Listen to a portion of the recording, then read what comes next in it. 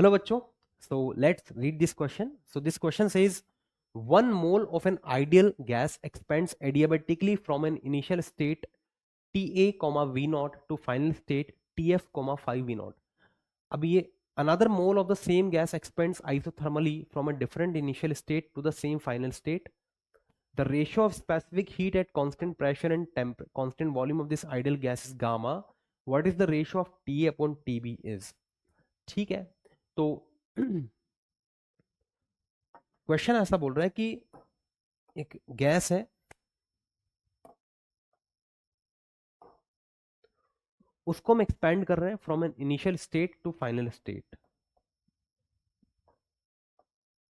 तो ये कोई इनिशियल स्टेट है।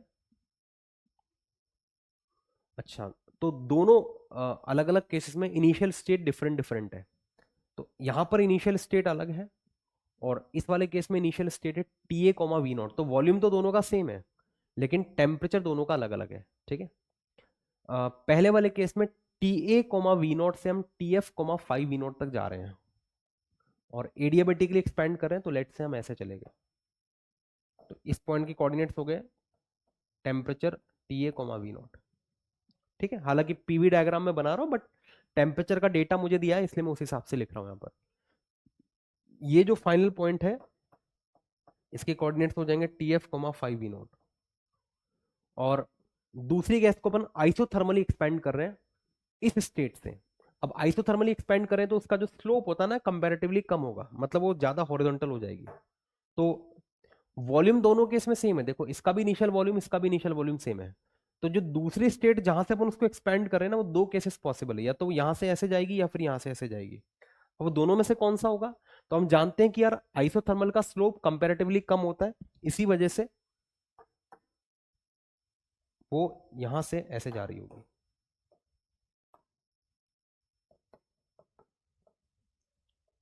वो ऐसे जा रही होगी। इसके कोऑर्डिनेट्स हो जाएंगे temperature of B, V not. ऐसा हो रहा है। ठीक है, और ये दोनों का इंटरसेक्शन पॉइंट है यहां पर।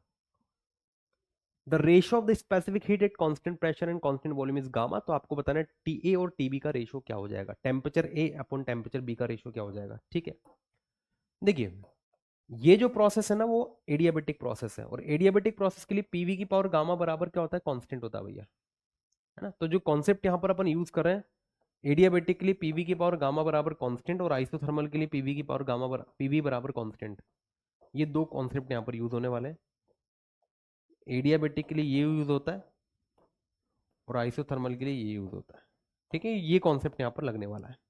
नाउ इसी को अगर अपन वॉल्यूम की टर्म में कन्वर्ट कर दें तो P को अपन क्या लिख सकते हैं, nRT/V लिख सकते हैं। तो T बटे में V की पावर गामा बराबर constant. After solving you will get TV की पावर गामा -1 बराबर कांस्टेंट। ओके, तो इस प्रोसेस के लिए अपन इस इक्वेशन को यूज कर सकते हैं और यहाँ पर तो टेम्परेचर आइसोथर्मल है ना, तो यहाँ पर PV की पावर गामा बराबर कांस्टेंट, PV बराबर कांस्टेंट सीधा लिख सकते हैं यहाँ पर हम लोग।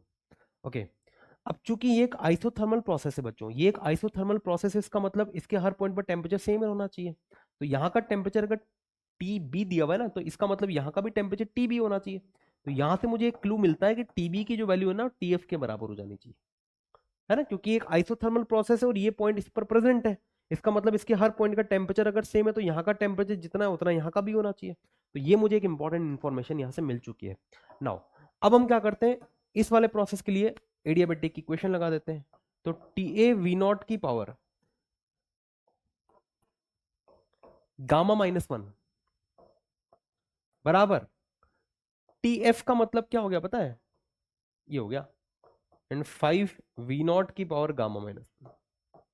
देखो बच्चों V नॉट से तो V नॉट कट जाएगा, तो ये बन जाएगा TA upon T of B is equal to 5 की पावर गामा -1 अपॉन, बस यही तो है। तो ये आपका आंसर हो जाएगा TA upon T of B, 5 की power gamma -1। So this is my final answer. मतलब कि A ऑप्शन इसमें करेक्ट आंसर